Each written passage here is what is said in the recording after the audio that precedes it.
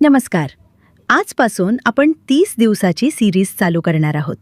तर तुमचे केस खूप गळतायत किंवा कोरडे झालेत, तर आज आपण बनवणार आहोत एक मॅजिकल हेअर ग्रोथ सिरम.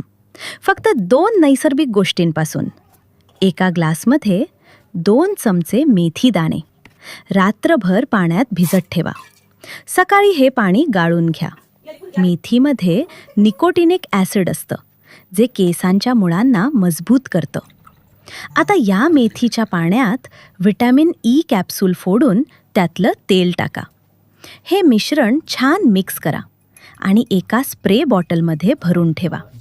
हे सिरम रोज रात्री किंवा शॅम्पू करण्याच्या 1 तास आधी केसांच्या मुळांना लावा. यामुळे केसांचा कोंडा कमी होतो आणि केसांना छान चमक येते.